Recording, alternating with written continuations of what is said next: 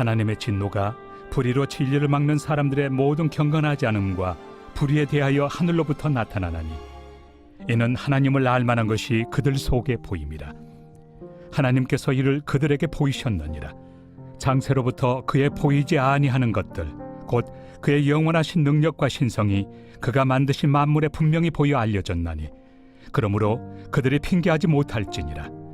하나님을 알되 하나님을 영화롭게도 아니하며 감사하지도 아니하고 오히려 그 생각이 허망하여지며 미련한 마음이 어두워졌나니 스스로 지혜 있다 하나 어리석게 되어 썩어지지 아니하는 하나님의 영광을 썩어질 사람과 새와 짐승과 기어다니는 동물 모양의 우상으로 바꾸었느니라. 그러므로 하나님께서 그들을 마음의 정욕대로 더러움에 내버려 두사 그들의 몸을 서로 욕되게 하게 하셨으니 이는 그들이 하나님의 진리를 거짓 것으로 바꾸어 피조물을 조물주보다 더 경배하고 섬김이라. 주는 곧 영원히 찬송할 이시로다. 아멘. 이 때문에 하나님께서 그들을 부끄러운 욕심에 내버려 두셨으니 곧 그들의 여자들도 순리대로 쓸 것을 바꾸어 영리로 쓰며 그와 같이 남자들도 순리대로 여자 쓰기를 버리고 서로 향하여 음욕이 부릴 듯하며 남자가 남자와 더불어 부끄러운 일을 행하여 그들의 그릇됨에 상당한 보응을 그들 자신이 받았느니라.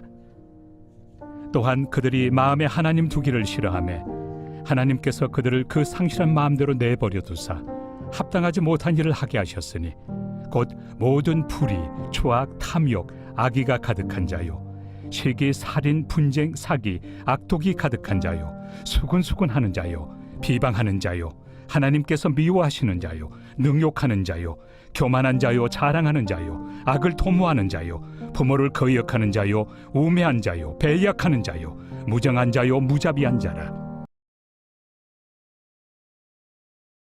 오늘 설교의 제목은 구원은 새 마음이 되는 것입니다. 본문은 로마서 1장 전체입니다. 우리가 구원을 설명할 때 죄사함을 받는 것이다 이렇게 이야기를 하죠. 굉장히 이해하기가 쉽지가 않을 수도 있어요. 물론 시간이 지나가면 다 정확히 이해되지만 처음 복음을 접한다거나 그런 분들에게는 그럴 수 있죠.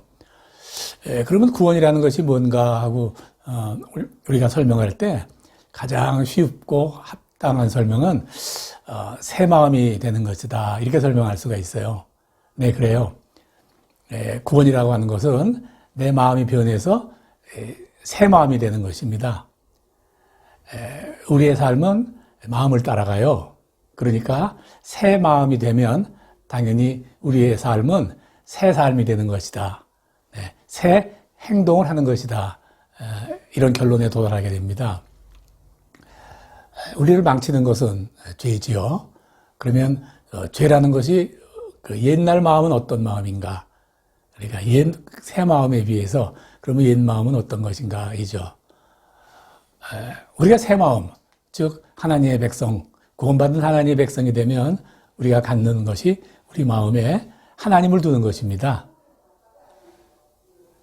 그래서 우리 마음이 어떻게 변하느냐 하면 하나님을 영화롭게 하고 그에게 항상 감사하는 마음을 갖게 되는 것이죠. 그게 구원받은 자의 가장 기본적인 마음이에요.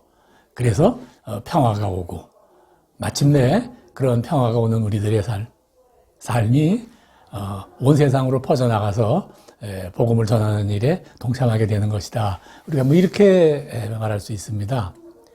그러면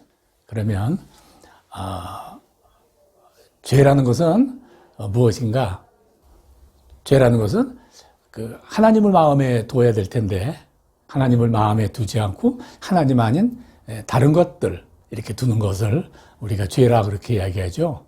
당연히 우리의 삶 전체를 지켜주시고 이끌어주시는 하나님께 감사하고 그를 영원하게 하기는커녕 하나님을 젖혀두고 하나님 아닌 다른 것을 내 마음에 두어놓고 거기에 엎드려 절하고 거기에 영광을 누리려고 하는 거죠. 그걸 우리는 뭐라고 하냐 하면요. 그걸 우상이다 그렇게 이야기합니다. 뭐 예전 우리가 구약시대 같으면 돌을 깎아 만든 것이라든가 또 쇠나 금은을 또 끓여서 부어 만든 신상 그걸 우리가 우상이라고 말할 수 있겠지만 뭐 지금 그런 우상은 거의 없죠. 네, 뭐 일부 그런 게 있기는 해요. 예, 그래서 우리가 지금 우상을 설명할 때는 바로 하나님 아닌 다른 것을 내 마음에 두는 것이다. 그렇게 설명을 합니다. 그런 그 우상이 하나님 대신에 내 마음에 차지하고 있으면요, 결정적으로 나타나는 증거가 있습니다. 네, 성경 말씀에 의하면 바로 성적인 타락이다. 이제 그렇게 이야기를 합니다. 네, 많은 성적인 타락이 있죠. 그 중에서 가장 대표적인 성적 타락, 그것을 우리가 동성애다 그렇게 이야기합니다. 네, 그래서 하나님께서는요, 이 동성애는 죄라고 이렇게 분명히 규정지어서 말씀하세요. 구약성경에도 그렇고 또 신약성경에도 마찬가지고 동성애, 오늘 로마서에서도 마찬가지죠. 그건 죄다라고 규정을 합니다. 네. 그런데 어떤 세상적인 철학 또 사조들은요, 동성애를 뭐 그렇게 표현하지 않아요. 네. 그거는 소수다. 소수의 성적 취향을 가진 것이다. 이렇게 표현을 해가지고요, 뭐 보호해야 된다. 이렇게 이야기를 하죠. 네. 그러나, 죄는 죄다 그 말이죠. 네. 하나님께서 죄라고 규정한 많은 것 중에 동성애라는 성적 취향은 죄임에 틀림이 없다. 네. 그런데 하나님께서 죄인된 나를, 죄인된 우리 모두를 어떻게 처리하셨는가? 어떻게 대해주셨는가? 네.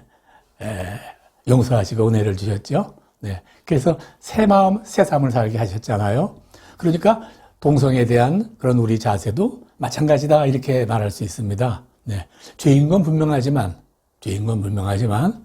그들을 하나님의 은혜 안에 들어올 수 있도록, 네. 회복되고 치유될 수 있도록 우리가 대해주는 것이 중요하다. 네. 이렇게 말씀을 드릴 수가 있어요. 네. 그래서 자, 첫 번째 우리가 말씀드린 것이 마음에 하나님을 둬야 될 텐데 하나님을 두지 않고 다른 하나님 대신 다른 것을 두면 그 결정적인 증거가 나타나는데 성적인 타락이다. 네, 많은 성적인 타락이 있지 않습니까? 네, 성경에서 많이 지적하고 있어요. 네, 그 성적인 타락 중에 특히 동성애가 특히 바로 우리의 성적인 타락의 가장 대표적인 것이다. 이렇게 말씀을 드리는 것이죠. 네. 그러면 하나님을 마음에 두지 않고 다른 것을 마음에 두면 어떻게 되는가? 마음이 부패한다 그 말이죠. 네. 마음이 부패해요. 그 마음이 썩어서 냄새가 난다. 그렇게 표현을 하는 겁니다. 사실 우리 성도들에게는요, 이 마음이 향기로운 냄새가 나야 되거든요. 그래서 향기로운 그 마음으로 인해서 우리의 삶이 향기로운 삶이 되어서 하나님의 복음을 동창하는 일에 우리가 참여할 수 있는 그런 삶이 되는 거예요. 우리 마음에서 풍기는, 우리 삶에서 풍기는 향기로운 냄새로 인해서 많은 사람들이 이렇게 우리에게 몰려들고 같이 동참하고 싶은 마음이 생기고 그렇게 된다는 이야기죠. 그런데 부패한 마음이 생기면 어떻게 되느냐? 사람들이 멀리하죠. 냄새가 나서 이렇게 멀리 가고 그러죠. 네. 우리가 세상 살 때 우리가 참 분별을 잘해야 된다는 게 사람을 사귀는 분별이에요. 네. 문제는 항상 사람을 잘못 사귀어서 그렇거든요. 네. 왜냐? 악한 일을 행하는 것, 악한 일을 아직 죄 속에 포함된 사람들이 행하는 가장 구체적인 행동들이 있는데요. 그건 이렇게 떼거지로 모이는 거예요. 네. 패를 만드는 거예요. 주님께서 말씀하셨죠? 네. 교회에서도 가장 문제가 패를 만드는 것이다. 세상에서도 그렇잖아요? 요새 뭐 학교 폭력 어쩌고 가서 그게 또 다시 또 이슈를 크게 떠오르고 인기도 드라마가 있는데 꽤 인기도 있고 그런 모양이던데 그거 가만히 보면요. 악한 것들은 꼭 패거리를 만들어요. 혼자서 그러지는 않아요. 그 반대로 볼 때 선한 일을 행하는 사람들은요. 아무도 모르게 홀로 조용히 하죠. 저절로 알아질 때까지 티 안 내고 이렇게 선한 일을 행하죠. 그게 바로 향기가 나는 사람이거든요. 우리가 영적 분별력이라고 그런다면요. 아무하고나 막 사귀고 아무하고나 깊이 서로 의리를 맹세하고 그러는 거 아니죠. 우리가 영적 분별력이라고 한다면 우리가 그 향기를 맡을 줄 알고 그 향기 있는 사람들과 조용히 아무 그 조건 없이 우리가 선한 일을 행하는 걸 우리가 영적 분별력이다.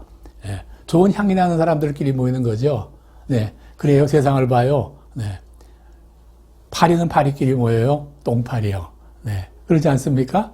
네. 똥이 하나 떨어지면 그곳에 분명히 벌이 모이지 않아요. 그 똥파리들이 모이죠. 세상은 다 그런 거예요. 네. 선한 일을 행하는 사람들은 선한 일을 행하는 사람끼리 모이고, 악한 일을 행하는 사람은 악한 일을 행하는 사람끼리 모인다. 그 악한 일을 행하는 사람들이 그 삶에서, 그 마음에서 그 더러운 냄새 난다. 이제 그렇게 말씀을 드리는 겁니다. 마음에서 더러운 냄새가 나게 되면 그 마음이 무너지게 됩니다. 무너지게 돼요. 그 마음이 무너질까요? 내 마음도 무너집니다. 네. 마음은 생명의 근원이거든요. 네. 그 생명의 근원이 무너지게 되면 우리는 저절로 이제 악한 행위를 할 수밖에 없게 된다. 그 악한 행위라는 것이 뭐냐? 남에게 불편을 주고, 남을 괴롭히고, 남을 망하게 하는 것이죠. 본인은 그렇게 말하지 않죠. 그런데 어느덧 자기도 모르는 마귀의 졸개가 되는 것이에요. 네. 마귀가 사람을 망하게 하고 싶은데, 절망에 빠뜨리게 하고 싶은데, 거기에 쓰임을 받는 졸개가 된다고 말이죠. 그런데요, 놀라운 일이 있어요. 네. 마귀 졸개가 되어서요, 남을 괴롭히고, 또, 망하게 하면, 내가 먼저, 괴로움을 당하고, 내가 먼저 망하고 그러더라고요. 네. 망하게 하려고 작정을 했는데, 그 어느 누구가 먼저 망하고 괴로움을 당하면 좋겠는데, 실제 괴롭힘을 주었는데, 결국 망하는 것은 그 사람이 아니고, 내가 먼저 망한다. 이제 그런 겁니다. 네. 참, 우리 살아가는 인생은 재밌어요. 왜 그럴까요? 하나님이 우리를 지키시기 때문에 그런 겁니다. 사랑하는, 성도 여러분, 우리가 무릇 지킬 만한 것보다 마음을 지키라 우리 주님께서는 우리에게 가르치셨어요. 네. 왜 지켜야 되느냐? 그 마음이 바로 생명의 근원이다. 네. 그래서 우리 마음을 비워두고 아무것도 채우지 않으면 사실 우리는 죽은 것과 마찬가지예요. 죽은 것과. 그런데 그곳에, 비워진 그곳에 하나님을 두어야 됩니다. 그래서 하나님을 두면 내 삶이 하나님을 영화롭게 하고 하나님께 감사하는 그런 삶을 살 수 있게 되죠. 그리스도의 향기가 나게 되는 것입니다. 네. 그리스도의 향기가 나는 삶을 행할 수 있게 되는 것이죠. 그럼에도 불구하고 악한 것들은 패거리를 져서 혼자 하지도 못하고 패거리를 줘서 남을 비판하고 괴롭히고 음부하고 사기를 치고 망하게 하죠. 그런데 그게 되는 일이 아니더라고요. 네. 성경에도 분명히 말씀드렸어요. 악을 행하면 행한 대로 갚으리라. 2장 말씀이 있어요. 행한 대로 갚는 우리 주님께서 비판하는 그 사람을 먼저 비판하고 악을 행하는 자들을 먼저 악을 행하게 된다 그 말입니다. 그렇다면 이제 우리가 해야 될 일은 무엇이 있는가? 바로 잠잠히 조용히 홀로 하나님을 만나는 시간을 갖는 것이죠. 하나님이 내 마음에 들어와서 하실 수 있도록 내 마음에 악한 것, 내 마음에 더러운 것, 그거 다 비워드리고 거룩하신 하나님의 영이 나와 함께 동행하실 수 있도록 내 마음을 비워드리고 그분이 내게 오실 수 있도록 잠잠히 기다리고 기도하는 것이죠. 우리가 그런 삶을 살게 될 때 우리는 바로 하나님을 영화롭게 하고 그에게 감사하는 그런 삶을 살 수 있게 되는 것입니다. 결코 남을 비판하는 그런 패거리에 개입하지 마십시오.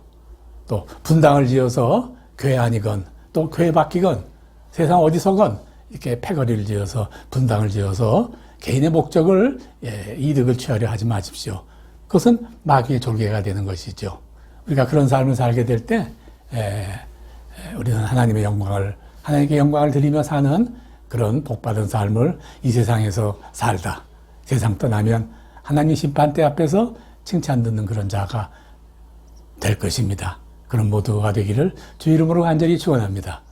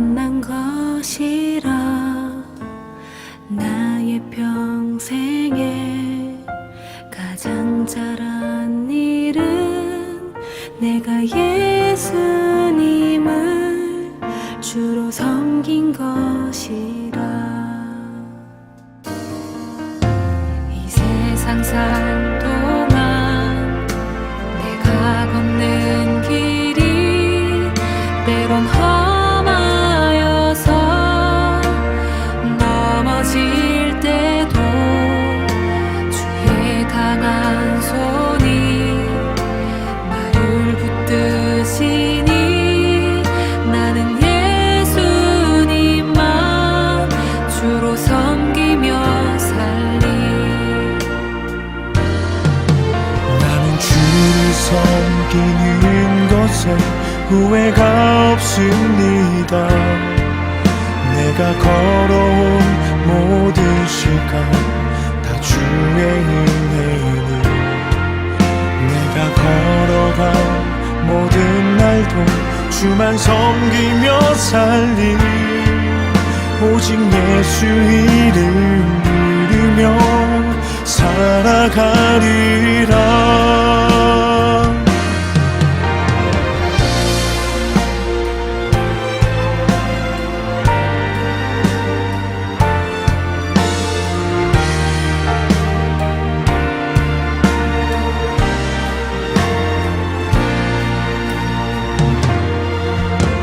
이 세상 살 동안 내가 걷는 길이 때론 험하여서 넘어질 때도 주의 강한 손이 나를 붙드시니 나는 예수님만 주로 섬기며 살리.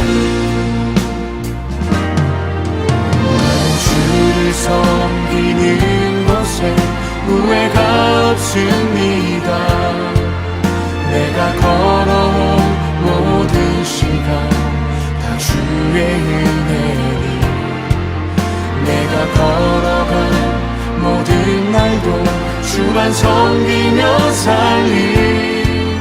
오직 예수 이름 부르며 살아가리.